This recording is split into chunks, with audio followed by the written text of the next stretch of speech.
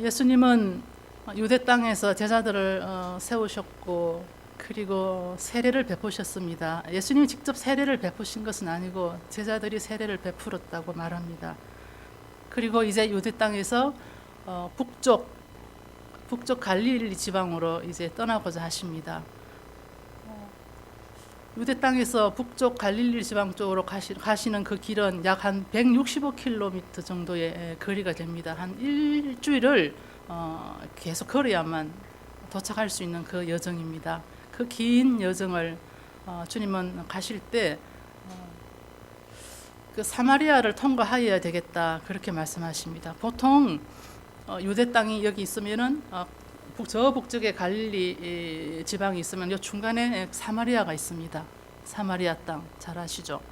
그 사마리아 땅이 있는데 이곳은 사람들이 피하는 곳입니다. 잘 통과하지 않는 곳입니다. 그런데 예수님은 그냥 이곳을 지나야 되겠다는 것이 아니고 내가 꼭 통과해야 되겠다. 꼭 들렀다가 가야 되겠다. 그렇게 말씀하시고 사마리아 길로 이제 들어섰습니다.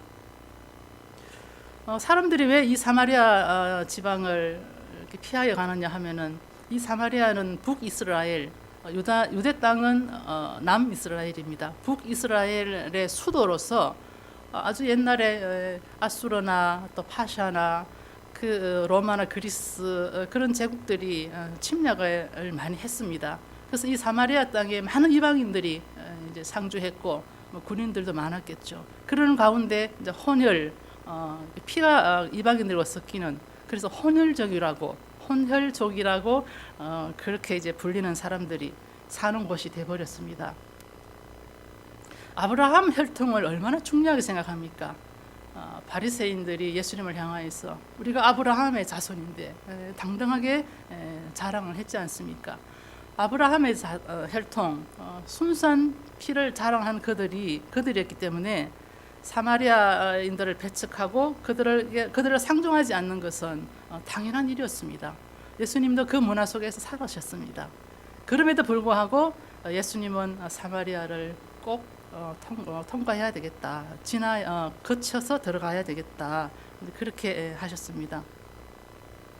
그러는 가운데 예수는 피곤하고 목이 마르셨습니다. 수가성 우물가가 가까이 있고 그 시간이 한 정오쯤 되었습니다. 먼 여정이었고 이스라엘 땅을 밟는다는 것은 저는 경험이 없지만은 쉬운 여정은 아니었다고 저는 생각합니다. 근데 예수님은 이 수가성 우물을 향하여서 이제 방향을 돌려서 찾아가십니다. 베데스다 연못가에서 38년 동안 병들었던 사람을 찾아가신 것처럼 예수님은 모든 것을 아시는 분이십니다. 그리고 아시면서 그 여인을 찾아가신 것입니다. 한 사람을 만나기 위해서. 그리고 그 사람을 기다리기 위해서 우물가에 앉으셨습니다. 한번 생각해 보십시오. 누군가를 기다리며 그 누군가는 어떤 여인입니다. 어떤 여인을 기다리며 반드시 환영을 받을 것이라고 약속할 수 없는 그런 것을 알면서도 불구하고 한 남자가 우물가에 앉아 있습니다. 그냥 기다리고 있습니다. 그러나 반드시 올 것을 압니다. 그 예수님을 한번 상상해 보시기 바랍니다. 이 우물을 찾아오는 여인은 사마리아 여인입니다. 매일매일 생명을 유지하기 위해서 물을 필요로 하는 그런 여인입니다. 사람을 만나고 싶어 하지 않은 사람입니다. 그래서 할 수만 있으면 사람이 없는 시간, 사람을 피하고 피할 수 있는 시간대를 찾아서 이 그 수가성 우물가로 오고자 했던 그런 여인입니다. 그 시간이 바로 이제 정오였습니다. 한낮입니다. 아무도 이곳을 찾지 않을 것이라고 생각하고 이 시간에 그 여인이 이제 우물가를 찾아옵니다. 그러나 반드시 만나야 되겠다. 그렇게 아주 단호한 의지를 가지시고 그리고 그 주님의 그 시간, 은혜의 시간을 가지고 기다리고 계시는 예수님이 계십니다. 그 여인이 아무리 피하고자 했지만은 그 여인이 피할 수 없는 사람이 있었고, 그 여인이 아무리 피하여서 좋은 시간이라고 정했던 그 정오의 시간이었지만은 주님의 시간을 피할 수는 없었습니다.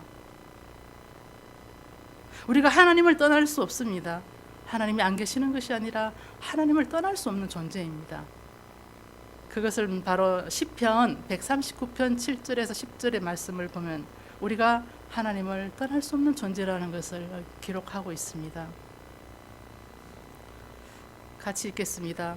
내가 주의 영을 떠나 어디로 가며 주의 앞에서 어디로 피하리까? 내가 하늘에 올라갈지라도 거기 계시며 서울에 내 자리를 펼지라도 거기 계시니이다. 내가 새벽 날개를 치며 바다 끝에 가서 거주할지라도 거기서도 주의 손이 나를 인도하시며 주의 오른손이 나를 붙드시리이다. 하나님은 은혜를 베푸시기 위해서 우리의 시간 안으로 들어오십니다. 아주 절묘하게 타이밍을 아주 잘 맞추셔서 마치 우리가 생각하기에 우연인 것처럼 느낄 수밖에 없는, 그렇게 아주 절묘한 타이밍을 맞춰서, 절묘하게 맞춰서 우리의 일상의 삶으로 찾아오십니다. 이 사마리아 여인이 주님이신 줄 몰랐고 기다리시는 줄 몰랐고 정말 우연히 한 남자를 만나던 듯이 그렇게 만남을 가졌습니다. 주님이 우리 가운데 오실 때, 우리의 시간 가운데 주님이 오실 때는 마치 우연처럼 그것을 감지할 수 없을 정도로 아주 부드럽게, 아주 고요하게 그렇게 그분은 우리 가운데 찾아오십니다. 그리고 그분은 우리 가운데 오셔서 큰 은혜를 베풀어 주시며 함께 머물러 계십니다.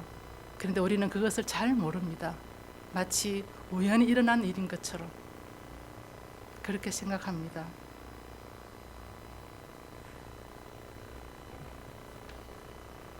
이 사마리아 여인이 물을 길러러 이제 물동이를 가지고 우물가로 왔습니다. 서로 상종하지 않는 그런 관계라고 말씀드렸습니다. 그럼에도 불구하고 예수님은 여인에게 말을 건넵니다. 물을 좀 다오. 물을 좀 달라.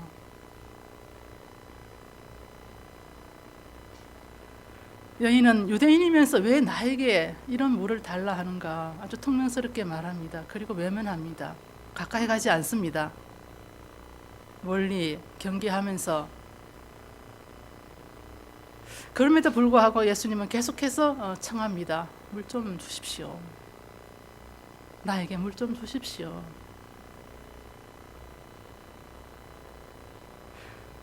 그리고 계속 서로의 대화는 그러는 가운데 더 이상 진행이 없다가 주님이 이렇게 말씀하십니다. 물을 달라 하는 내가 누군지 당신이 알았더라면 오히려 당신이 나에게 생수를 달라고 하였을 것입니다. 그렇게 말씀하십니다. 또한 여인은 대답합니다. 물 기를 그릇도 없으면서 무슨 생수까지 줄 수 있단 말입니까? 그렇게 이제 아주 짓궂게 대꾸합니다.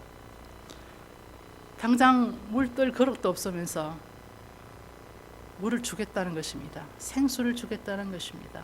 목마르지 아니하는 영생수, 영원한 물을 주겠다는 말씀이십니다. 이 여인이 마음이 어떻게 움직이겠습니까? 움직이지 않습니다. 왜냐하면 예수님께는 물 뜰 그릇이 없는데 어떻게 물을 주겠다고 하는 그 말을 믿을 수 있습니까? 여인은 믿지 않습니다. 나그네에게 물 한 대접을 주기가 참 힘듭니다. 왜 이렇게 이 여인은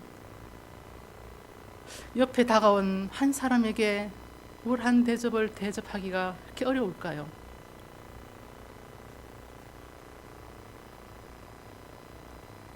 물 한 그릇을 주면 그냥 다 끝날 텐데 그냥 순순히 줄 수 있습니다. 근데 이 여인은 주지 않습니다. 참 이상합니다. 왜 주지 않을까. 그 인생이 너무도 힘들었습니다. 그 인생이 너무도 힘들었기 때문에 무엇이든지 자기가 자기 자신을 지켜내야 하는 그런 삶을 살았기 때문에 끝까지 자기 자신을 지키려고 합니다. 그리고 끝까지 이겨야 성미가 풀리는 그런 성질로 이제 바뀌는 거죠. 터집 잡기를 좋아합니다. 터집을 자꾸 잡으면은 마치 내가 실력이 있는 것처럼 그렇게 자랑스럽게 여겨지기 때문에 자꾸 터집을 잡습니다. 당신이 뭐 아신다고, 뭘 주실 수 있다고. 여인이 아주 예수님을 아주 낮게 보면서 아주 내려다 보면서 그렇게 마치 주인이 종을 대하듯이 그렇게 대하지 않습니까? 우리는 쉽게 용서할 수 없고 강팍한 마음은 좀처럼 누그러지지 않습니다. 왜 그럴까요? 그것은 바로 목마르다는 표시입니다. 단지 그 자체가 의미가 있는 것이 아니라 내가 목이 마르기 때문에 여인처럼 그렇게 대할 수밖에 없는 것입니다. 그리고 물 한 대접을 줄 수 없는 것입니다. 생각해 보십시오. 내가 지금 목이 마른데 이 여인은 지금 그릇을 가지고 있고 물 옆에 있고 물을 떨 수 있지만은 실제로 그 존재는 목이 마른 존재라는 것입니다. 근데 내가 지금 내 속내는 목이 마른데 어떻게 물을 줄 수 있습니까? 절대로 물을 줄 수 없습니다. 줄 물이 없는 것입니다. 이 여인의 마음속에, 생각 속에는 다른 사람에게 물 대접 하나를 줄 수 있는 여유가 없는 것입니다. 마치 항아리가 깨진 것 같은 그런 존재가 되어버렸습니다. 깨진 항아리. 어둡고 슬프고 절망하는 사람이 되었습니다. 그리고 이 여인은 성령의 위로하심과 도우심을 필요로 한 존재가 된 것입니다. 우리가 누군가에게 손대접하는 것은 쉽지 않습니다. 마음이 열리는 것이 어렵다는 것입니다. 목이 마르면은, 마음이 팍팍하면은 마음이 열리지 않습니다.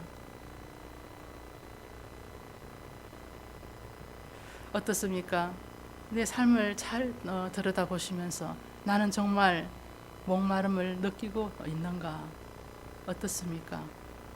우리 모두는 다 깨진 항아리와 같은 존재들인데 물이 없는데, 그런데 물이 없음을 인하여서 목마름을 지금 느끼고 있는가? 어떻습니까?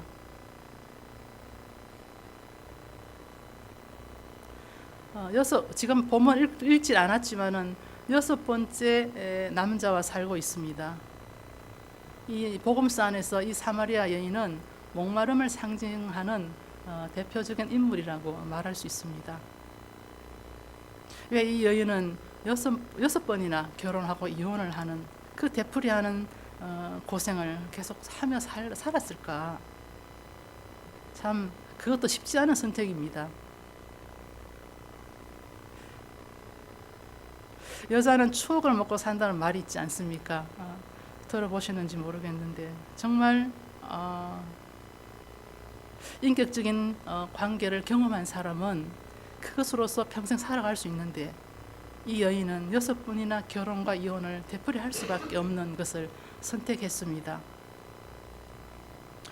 그것은 바로 이 여인에게 있어서는 진정한 사랑이라고 말할 수 있는 인격적인 만남을 한 번도 경험하지 못했기 때문에 그렇습니다. 그래서 끊임없이 이 여인은 인격적인 관계를, 온전한 사랑을 추구하면서 계속 반복해서 결혼과 이혼을 하며 살았던 것입니다. 그리고 정말 생명력 있게 그렇게 잘 살아가기 위해서는 인격적인 만남을 통한 그런 사랑의 에너지가 필요합니다. 이제 인격적인 만남이란 무엇을 말할까? 인격적인 만남이 무엇일까요? 그것은 바로 무조건적으로 받아들여지는 그런 관계를 말합니다. 나에게 어떤 조건을 제시하지 않고 그냥 그대로 온전히 받아주는 그런 만남을 인격적인 만남이라고 합니다.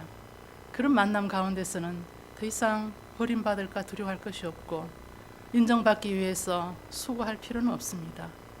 그저 해야 할 일이니까 감사함으로 행복함으로 수고를 할 뿐입니다. 인격적인 만남을 가진다는 것은 그 만남을 통해서 참으로 담대하게 자기 자신을 개방할 수 있습니다. 그 대상에게는 물론이고 옆에 사람들에게 자기 자신을 아주 자유롭게 개방할 수 있습니다. 그것은 온전한 사랑을 경험한 사람은 가능합니다. 그리고 또 인격적인 교제를 한다는 것은 내가 참 귀한 존재구나, 그것을 고백하게 합니다. 나는 참 괜찮은 사람이구나, 나는 존귀한 사람이구나. 주께서 말씀하셨던 것처럼 눈에 넣어도 아깝지 아니한, 내 눈동자에 넣어도 아깝지 아니한 그런 존재구나. 자기 스스로 그것을 고백하는 것입니다. 그러면서 존재감이 살아나면서 그 안정감이 또한 살아납니다. 당연히 무가치하다고 생각도 없어지고 수치심이라는 그런 느낌도 없어집니다. 내 존재가 있는 그대로 좋은데 더 이상 부끄러워할 것이 없는 것입니다. 이러한 만남은 목마름이 사라진 그런 만남이라고 할 수 있습니다. 더 이상 목마름이 없는, 목이 마르지 아니한, 더 이상 내 안에 마른 막대기가 아닌, 그야말로 물이 있어서 싹이 나고 꽃이 피고 열매를 맺을 수 있는 그러한 나무와 같은 존재가 되는 것입니다. 이렇게 목마름이 사라져 버리면 우리 영혼은 점점 아름다워지면서 환하게 빛을 발하는 그런 생명으로 다시 태어나는 것입니다.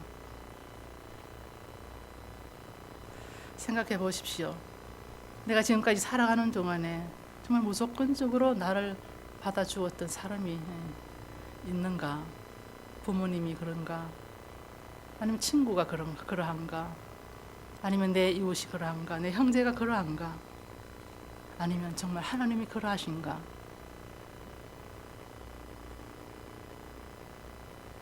무조건적인 사랑, 인격적인 이 사랑의 관계를 통해서 우리는 참 생명, 죽어가는 우리의 생명이 살아난다고 말씀드렸습니다. 그런데 누가 그 큰 사랑, 그 완전한 사랑, 하나님의 사랑을 누가 우리에게 줄 수 있는가입니다. 누가 그 사랑을 부여해 주시는가? 부부를 생각해 봅시다. 건강한 부부는 그 배우자를 통해서 60%는 내 안에 어떤 것들을 치유받을 수 있다고 합니다. 즉 내가 부부의 그 건강한 부부 관계를 살아갈 때 그 상대방을 60% 치유해 줄 수 있다는 것입니다. 굉장한 거죠. 굉장한 것입니다. 그런데 60%를 치유해 주는 것도 크지만 그럼 나머지 40%는 어떻게 되느냐는 것입니다. 목마름을 온전히 채울 수 있는 것은 생명의 근원이신 예수님밖에 없다는 것입니다. 우리의 목마름을 사람이 완전히 채워줄 수 없습니다.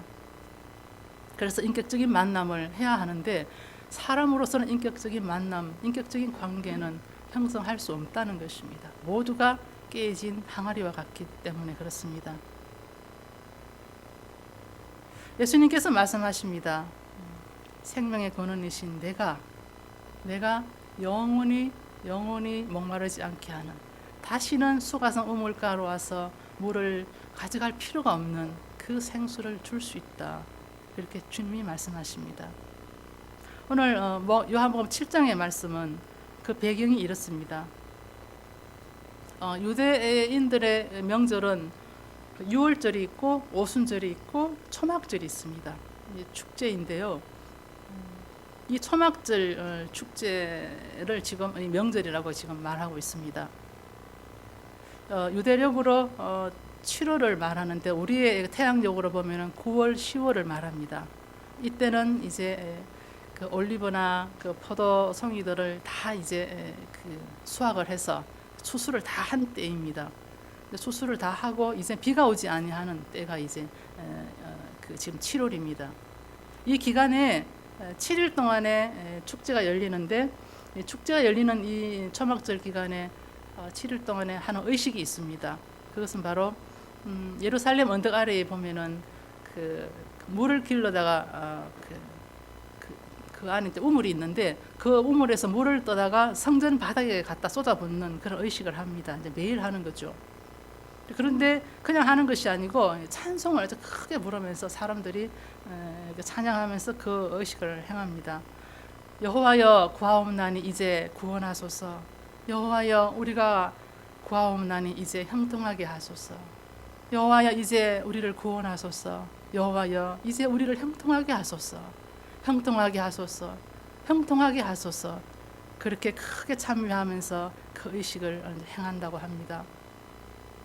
이건 바로 풍성한 수확을 또 기대하고 또 앞으로 풍성한 수확을 할 수 있도록 비를 구하는 그런 의식이기도 합니다. 그렇지만 더 엄밀한 의미에서는 메시아에 대한 목마름을 표현하는 의식이라고 할 수 있습니다. 여호와여 그리스도를 보내소서. 그래서 우리가 형통하게 하소서. 그것을 찬양하는 노래라고 할 수 있습니다. 그러는 가운데 오늘 말씀해 보면은 명절 큰 날이라고 합니다. 끝날 큰 날이라고 합니다. 이 날은 바로 7일째 이제 마지막 날을 말합니다. 계속 물을 퍼면서 찬양을 하면서 모든 사람들이 한 마음과 한 뜻 하나의 행동으로 있었기 때문에 이 마지막 날에는 그 갈망의 고주가 최고조에 달하는 아주 뜨거운 그런 이제 시점이 되었습니다. 예수님이 이제 성전에서 이 광경을 바라보시는 것입니다. 사람들이 의식을 행하며 찬양하며 뜨겁게 하나님께 구원을 청하는 그 예식을 이제 바라보시면서 크게 외쳐서 외치시는 말씀입니다. 누구든지 목마르거든 내게로 와서 마시라. 나를 믿는 자는 성경의 이름과 같이 그 배에서 생수의 강이 흘러나오리라. 큰 소리로 그들을 향하여서 외치십니다. 누구든지 목마르거든 내게로 와서 마시라. 내게로 와서 마시라. 수고하고 무거운 짐진 자들아 다 내게로 와라. 내가 너희를 쉬게 하리라. 내가 솟아나는 물이다. 내가 물이다. 내가 물이다. 그렇게 선언하시는 것입니다. 우리의 목마름을 해결해 주실 수 있는 분, 그 참 사랑을 우리가 받을 수 있게 해주시는 분이 바로 예수님이시라고 그렇게 선언하고 계십니다. 어떻게 이 솟아나는 생명수를 마실 수 있습니까? 그것은 바로 예수님을 믿는 것입니다.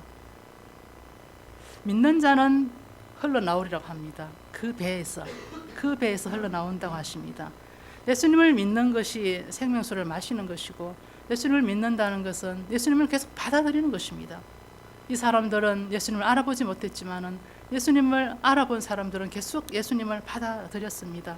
그래서 그들은 살아있는 동안에 예수님으로부터 구원을 받았습니다. 우리의 상황을 받아들일 뿐 아니라 예수님을 받아들인다는 것은, 예수님을 믿는다는 것은 예수님을 또한 만난다는 뜻이기도 합니다. 예수님을 우리가 어떻게 만날 수 있는가? 인격적으로 예수님을 만나야 우리의 목마름이 해결되는데 어떻게 예수님을 인격적으로 만날 수 있는가? 그것은 바로 하나님은 모든 것 가운데 계시기 때문에 내 눈물 속에 또 내 아픔 속에 내 근심 속에 그 속에서 예수님을 만날 수 있습니다. 계속해서 내 아픔 그 상황 속에 계속 가서 그 많이 아파하시는 겁니다. 많이 아파하시고 또 아파하시고 충분히 아파하시면은 계속 내 마음 밑자리로 내려가는 것입니다. 충분히 내 마음 아파하고 그 눈물을 충분히 흘리고 그 두려움을 충분히 경험하면 마음 밑자리로 내려가면서 내 존재 중심에 함께 울고 함께 아파하고 계시는, 함께 두려워하고 계시는 그 예수님을 만날 수 있는 것입니다. 인격적인 만남입니다. 인격적인 만남은 내 모든 것을 체휼하지 아니하시는 분이 아니라는 것, 모든 것을 함께 하고 계신다는 분, 그래서 내가 위로받고 자유로워지는 그것이 인격적인 만남입니다. 이 여인은 바로 이제 예수님께서 하시는 말씀을 통해서 자기의 모든 것을 알아주시고 그리고 다시는 여기 와서 물을 기를 필요가 없다. 그렇게 말씀하시면서 내가 그 선지자다, 그 메시아다, 그 말씀을 듣는 순간 눈이 열리지 않습니까? 한순간에 눈이 열리면서 모든 것이 밝아지고 그리고 모든 것이 믿어지는 그런 여인이 되어버렸습니다. 이제 그녀는 충만하게 되었습니다. 그래서 물동이가 필요 없습니다. 물동이를 버려두고 동료를 막 달려가지 않습니까? 다시 항상 물을 채워야 하는 물동이가 이제 필요 없던 것입니다. 이 여인은 이제 그 자신이 항아리가 된 것이고 그 자신이 우물이 된 것입니다. 충만하다는 것은 그런 뜻입니다. 더 이상 내가 무엇을 채워야 할 존재가 아니라 이미 내가 물이 가득 찬 항아리고 물이 솟아나는 우물이다. 그것을 경험하는 것을 충만함이라고 말합니다. 내가 넘치는 물로서 살 수만 있다면, 넘치는 물로서 살 수만 있다면 내가 있는 그곳이 사람들을 살리고 모든 것을 풍성하게 하는 그런 샘터가 될 수 있습니다. 중요한 것은 물이 있는 곳을 찾아가는 것이 아니라 내가 흘러 넘치는 물이 되는 것입니다. 예수님이 우리를 초대하시는 것은 바로 이것입니다. 목마르지 않느냐? 목마름을 느껴라. 그리고 내가 그러한 너희를 사랑하고 온전히 다 받아들였음을 믿어라. 그 믿음으로 나를 채워라. 그리함으로 너희가 넘치는 물이 되어라. 이렇게 우리를 초대하시는 것입니다. 우리가 이렇게 목마름이 채워지고 충만한 사람이 되면은 그 다음에 또 다른 목마름을 이제 만나게 됩니다. 그것은 바로 거룩한 목마름입니다. 하나님의 목마르심입니다. 4장 23절 24절을 같이 보겠습니다. 하나님도 목이 마르시다는 것입니다. 그런데 그 하나님의 목마르심은 우리를 향한 목마르심입니다. 같이 읽겠습니다. 아버지께 참되게 예배하는 자들은 영과 진리로 예배할 때가 오나니 곧 이때라. 아버지께서는 자기에게 이렇게 예배하는 자들을 찾으시느니라. 하나님은 영이시니 예배하는 자가 영과 진리로 예배할지니라. 주님께서 우리를 찾고 찾으셨던 이유는 우리로 하여금 예배자가 되게 하시는 것입니다. 우리로 하여금 예배하는 자가 되도록 애타게 기다리시는 분이셨습니다. 그런데 참된 예배를 말씀하시는데 예수님께서 참된 예배는 장소에 있지 않다는 것입니다. 이 사마리아인들은 그리심산에서 예배를 드렸습니다. 그리심산은 그 축복을 선언했던 그런 산이었고 유대인들은 예루살렘에서 예배를 드려야만 된다고 합니다. 거기서 참된 예배가 드려진다고 말합니다. 그런데 진정한 예배는 그런 장소를 넘어서야 되고 또 어떤 역할을 감당하는 것까지도 넘어가야 됩니다. 그리고 내가 어떤 기능을 잘하고 못하는 거 이런 문제도 넘어가야 되는 것입니다. 참된 예배는 마음으로 드리는 예배입니다. 마음 안에서, 내 마음 안에서 드리는 예배가 참된 예배입니다. 물론 장소가 중요합니다. 이것을 무시하는 것 아닙니다. 그러나 이것을 전부로 여길 수는 없다는 것입니다. 마음에서 예배를 드리는 그런 예배를 하나님께서 목말라 하시는 것입니다. 지금 내가 여기 예배를 드리고 있는데 이 장소에 있음으로써 하나님께서 그 목마름을 해결하시는 것이 아니라 내가 여기에 있음과 동시에 내 마음이 그분께 드려지는 그런 하나됨의 예배를 하야만 하나님의 그 목마르심을 해결하실 수 있으시다는 것입니다. 즉 시간, 마음에 시간을 담아서 드리는 예배입니다. 우리 여기 지금 1시간, 1시간 반 예배 드립니다. 그냥 흘러가게 내버려 두는 것이 아니라는 거죠. 이 마음을 붙잡으셔야 됩니다. 이 시간을 붙잡으셔야 됩니다. 이 시간을 붙잡고 이 시간을 내 마음에 담아서 즉 온전히 이 순간에 머물면서 드리는 예배, 그것이 마음으로 드리는 시간의 예배입니다. 예물이 있습니다. 그 예물의 정도에 따라서 주님은 칭찬하지 않으셨죠. 예물을 내 마음에 담아서 드릴 때 참된 예배가 됩니다. 달란트가 있지 않습니까? 우리가 이 예배에 여러 모양으로 함께 하면서 이 예배를 풍성하게 하십니다. 그래서 예배 공동체가 아름답게 이루어집니다. 그렇지만 그 나의 달란트가 내 마음 안에서 내 마음 안에 담겨져서 하나님께 드리실 때 그것은 참된 예배가 될 수 있습니다. 내 마음 안에서 모든 것을 담아서 드려지는 이런 예배는 내 존재로 드리는 예배가 되겠죠. 내 존재가 드리는 그런 예배가 되는 것입니다. 내 존재가 드리는 예배는 바로 성령으로 또 그리스도께서 하시는 예배, 또 진리로 드리는 예배, 사랑의 예배가 될 수 있을 것입니다. 성령이 또 그리스도께서 드리는 그 진리의 예배, 이런 것이 따로 있는 것이 아니고 내 존재 안에 마음으로 드릴 때 모든 것이 다 그 안에서 올라가는 것입니다. 예배를 통해서 성령을, 은혜를 선물로 받고 싶어 하시지 않습니까? 여기 오실 때 기대가 있지 않습니까? 그런데 주님은 우리에게 말씀하십니다. 이제 너희는 성령을 받은 사람들로서 참된 예배를 여기서 드리면 좋겠다. 너희가 여기서 성령을 선물로 받는 존재가 아니라 이미 준비되어서 여기 와서 참된 예배를 드리는 존재가 되면 좋겠다. 주님은 우리를 그렇게 부르십니다.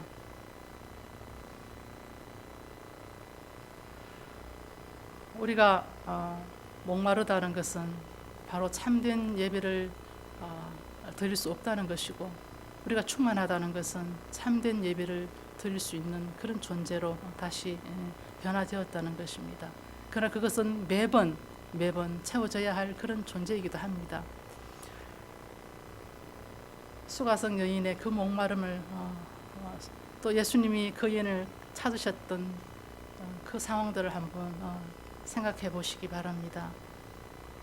그리고 무조건적인 사랑을 통하여서 우리가 참으로 하나님을 예배할 수 있는 그러한 아름다운 존재로 다시 변화되어서 그런 존재가 되는 것을 생각해 보시기 바랍니다. 나의 목마름은 하나님께서 해결해 주시고 하나님의 목마르심은 내 안에서 이루어지는 것입니다. 그래서 내 마음 안에서 하나님과 내가 하나가 되어서 우리는 온전한 예배가 되는 것입니다. 그래서 하나님도 기뻐하시고 하나님도 영광을 받으실 수 있고, 우리 또한 참으로 행복한, 더 이상 무엇을 해결하기 위해서 밖에서 필요하다는 것을 믿지 않는 그런 존재가 되는 것입니다. 내 마음의 안에서 드려지는 참된 예배를 늘 갈망하시면서 그 예배가 항상 드려지는 그런 은혜가 있으시길 바랍니다. 기도하시겠습니다.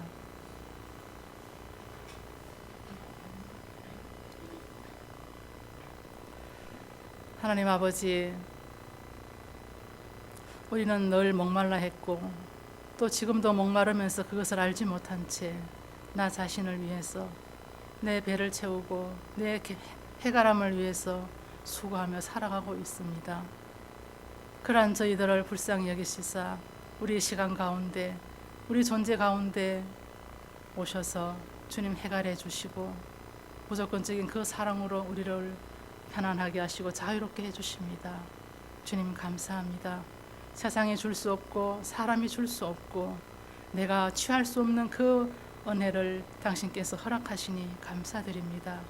이 은혜를 받은 사람들로서, 믿음의 사람들로서, 생명의 사람들로서 충만하게 살게 하여 주시옵소서. 하나님 아버지, 오늘도 우리가 감사할 것을 감사하게 하시고 주님께 드릴 것을 드릴 수 있는 그러한 아름다운 마음이 되게 하옵소서. 주님, 문 한 대접을 기쁨으로 선대접할 수 있는 그런 마음들, 그런 채워짐의 존재들이 되게 하여 주시옵소서. 예수 그리스도의 이름으로 기도하옵나이다. 아멘.